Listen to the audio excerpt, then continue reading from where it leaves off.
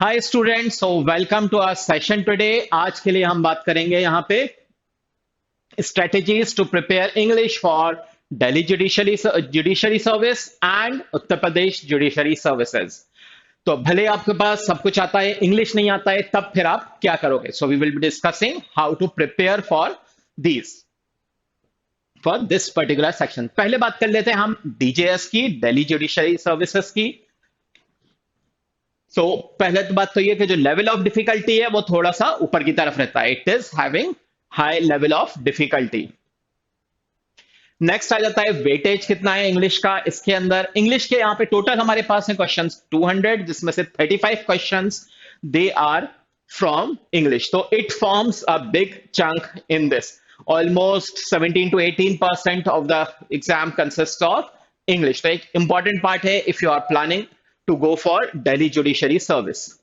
अब आ जाता है पूछा क्या जाता है। तो पहले हम प्रीलिम्स देख लेते हैं and then we will go for mains. First thing जो प्रीलिम्स में आएगी दैट इज ग्रामर। ग्रामर के अंदर prepositions, tenses, error spotting etcetera. ये आ सकते हैं फिल इन द ब्लैंक के फॉर्म में भी, या फिर आपके पास ऐसा भी दे सकते हैं कि 4 ऑप्शंस दे दिए हैं, अब उसमें से अब आप आइडेंटिफाई करो कि which one is correctly written. तो दोनों फॉर्म आपके पास आ सकते हैं। ये स्टेटमेंट है, इसको आप पास्ट टेंस में कन्वर्ट कैसे करेंगे, फ्यूचर टेंस में कैसे कन्वर्ट करेंगे, and then you have to decide about that. तो इस तरह से आपको ये करना रहेगा।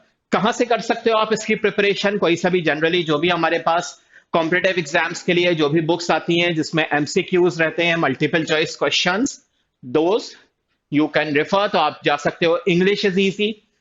और अगर आपको बिल्कुल कंसेप्ट ही सिर्फ पढ़ना है, mainly concept you want to develop, तो जहां पे इतने जैसे कि, तो फिर you can go for Raymond Murphy, Wren and Martin उसके अंदर। But Raymond Murphy, Wren and Martin में इतने सारे एमसीक्यूज नहीं मिलेंगे। वहां पे they will be more discussing about the fundamentals. यहां पे जैसे इंग्लिश इज इजी है, उसके अंदर आपके पास एमसीक्यूज भी ढेर सारे आपको मिल जाएंगे।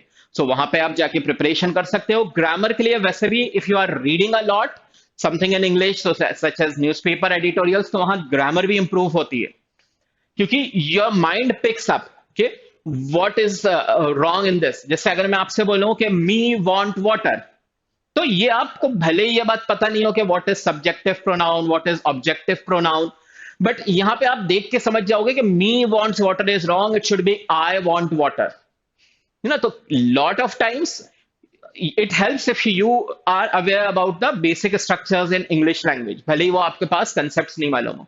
हाँ, concepts मालूम है तो फिर वहां पे जहां पे कि it is even more difficult या complicated questions, तो वहां पे फिर it helps you a lot। तो ऐसा नहीं है कि you should not be studying concepts, but एक general उसमें भी आप कई बार solve कर सकते हो। तो you can prepare it like this for grammar। Next, vocabulary। Vocabulary के अंदर मेनली मीनिंग्स पूछे जाते हैं, सिनोनिम्स पूछे जाते हैं, जो कि डायरेक्टली भी पूछ सकते हैं। सो फॉर एग्जांपल सिंपली उन्होंने पूछ लिया कार्टे blanch, what is the meaning? या फिर पूरा का पूरा एक कुछ सेंटेंस दे दिया और फिर उसके अंदर एक पर्टिकुलर वर्ड पूछ रहे हैं कि what can be the meaning of this, या what is the synonym of this. तो लार्जली सिनोनिम्स, एंटोनिम्स भी आ सकते हैं, but largely they ask synonyms in vocabulary. अब सिनोनिम, ये vocabulary from where you can learn vocabulary, yahan pe you have to remember one thing, that you cannot build vocabulary overnight, yeah, in a span of few days. This should be an ongoing process. तो एक कुछ target रखो आप अपना कि daily you will be learning 5 new words. अब वो आ सकता है आपके पास कहीं सीरीज से आप याद कर लो, या कुछ सिमिलर टॉपिक्स आप ले लो। So for example words related to happiness, वो आपने देख लिए हैं, या फिर आप ऐसा कुछ रख सकते हो, कुछ आपने उसमें इमेजिन कर लिया उसके साथ, तो वो आपने के ऑक्टोपस, तो इट इज हैविंग 8 लेग्स, तो कैसा वो इमेजिनेशन आपने कर लिया, तो उस टाइप से आप कर सकते हो। आर्थ्रोपॉड क्या होते हैं वो आपने इमेजिन कर लिया, तो फिर आपको वहां पे उसमें ज्यादा आराम से याद रख सकते हो आप। तो ये आप रख सकते हो। यहां पे the key will be the revision. Revision अगर आप अच्छे से कर रहे हो तो फिर बहुत अच्छा काम चलेगा। रिविजन में अगर आपने ज्यादा नहीं किया तो out of sight out of mind, आगे पार्ट पीछे सा पार्ट हो जाएगा। फिर आप देखोगे आगे जाके कि बहुत सारे केसेस के अंदर ऐसा होता है कि स्टूडेंट ने उस टाइम तो याद कर लिया, आगे चल के भूल गए कि क्या मीनिंग था। तो keep revising vocabulary. Newspaper editorials are a very good source. जैसा मैंने बताया, ग्रामर के अंदर तो हेल्प मिलती है, वोकेबलरी में भी मिलती है, because you will be getting new words. और जब आप वो नए वर्ड्स आप देखते रहते हो, बार बार आपके सामने आते हैं, तो फिर यू रिकॉल देम इजीली ना, तो वहां पे भी it helps you a lot if you are reading the newspaper. या फिर बुक्स भी कुछ ले सकते हो, जैसे कि we have this Norman Lewis Word Power Made Easy, ऐसी कुछ बुक को भी आप रेफर कर सकते हो।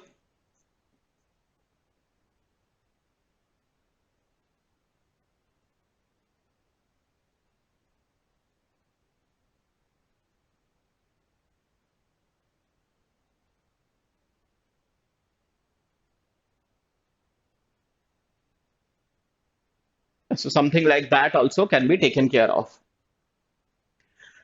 फिर third, DJS is one of the few exams जहां पे रीडिंग कॉम्प्रिहेंशन भी आता है। और उस रीडिंग कॉम्प्रिहेंशन के अंदर भी again there can be questions checking your vocabulary. तो कुछ वर्ड दे दिया, इसका मीनिंग क्या है इस पैसेज के अंदर, या which word can replace this word, ऐसा कुछ करके वो पूछ सकते हैं। तो वो तो आता ही है। और फिर दूसरे भी जो होता है कि व्हाई ही सेड दिस, या इसका ऐसा क्या, व्हाट कैन यू इन्फर, ऐसा कुछ भी वो पूछ सकते हैं उस पैसेज से रिलेटेड। यहां पे reading speed will matter a lot. Reading speed is how many words per minute are you able to read.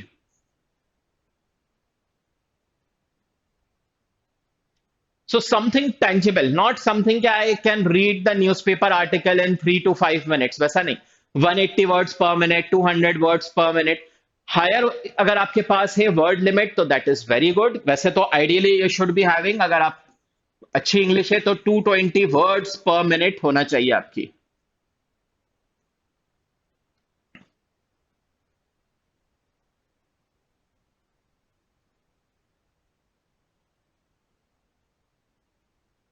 And if it is less than 180 words पर मिनट तो मतलब फिर नॉट सेटिस्फैक्टरी, एटलीस्ट 180 वर्ड्स पर minute तो होना ही चाहिए।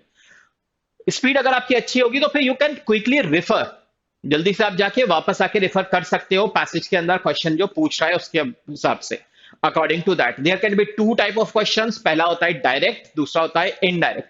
Direct questions आसान होते हैं, जो कि सीधे सीधे आपको आंसर मिल जाता है किसी एक पर्टिकुलर लाइन के अंदर।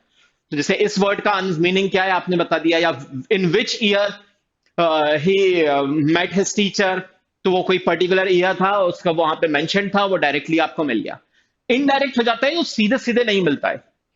तो जहां पे कि आपके पास something like the two sisters had an acrimonious relationship, had a bitter relationship, और फिर वो पूछा है आपसे कि were the two sisters fighting each other, were the two sisters loved each other, तो फिर अब आपको डायरेक्टली फाइटिंग या लव्ड नहीं मिल रहा है, बट क्योंकि उन्होंने लिखा हुआ है they had acrimonious relationship, bitter relationship, मतलब कि they were having some fighting, some tussle going on, तो वो हो जाता है हमारे पास। उस टाइप के क्वेश्चंस फिर आ जाते हैं हमारे पास काफी हद तक इनडायरेक्ट, या जो कि डायरेक्टली आपको दिया ही नहीं होता है ना, तो जो भी इस टाइप का क्वेश्चन हो जाता है। जैसे ऐसा वो बोल सकते हैं 1911 में he married, 4 years later his son XYZ died।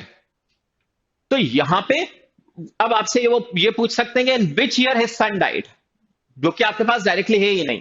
वो तो आपके पास 1911 का उन्होंने दिया था कि मैरिज हुई है, और 4 years later his first son died, तो वो 4 years later मतलब कि 1915 फिर आपके पास ईयर आ जाएगा। 1915 डायरेक्टली नहीं दिया हुआ कहीं भी, वो हो जाता है इनडायरेक्ट। तो यहां पे you have to try and understand, comprehend, समझ के आपको पैसेज पढ़ना पड़ेगा, तो आप कर लो। ये ध्यान रखना है कि रीडिंग कॉम्प्रिहेंशन के अंदर the answer will be somewhere in the passage itself, अगर वो पैसेज बेस्ड पूछ रहे हैं तो।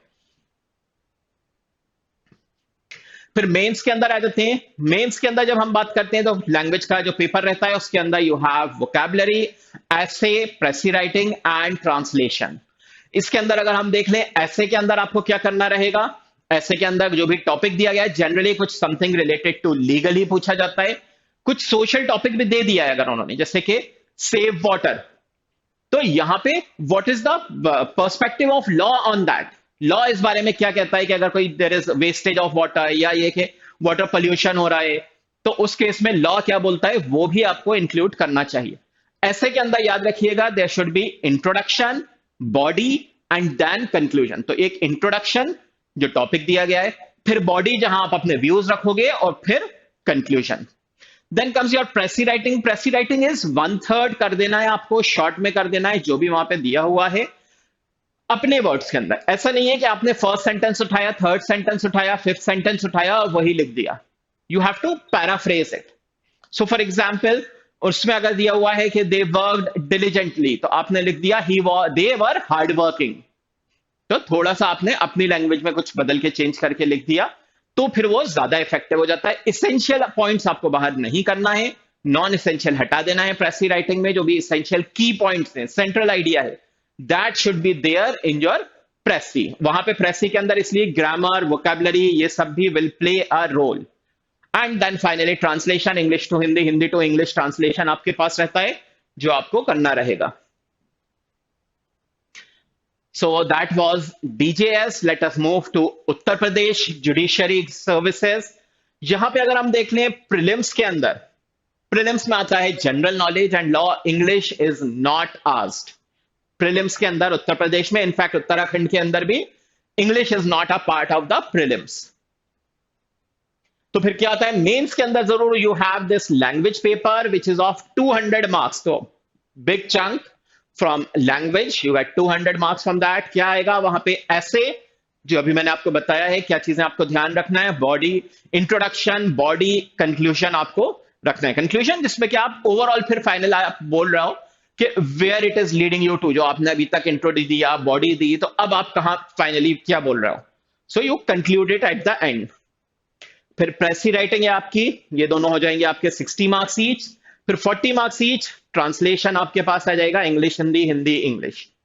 सो यहां पे आपके पास यूपी के अंदर ओनली मेंस में है, not in prelims. So that was it. I hope now clear how to prepare for English, what all comes in English when it comes to these two exams. Notification आ ही चुका है, so happy solving. Thank you.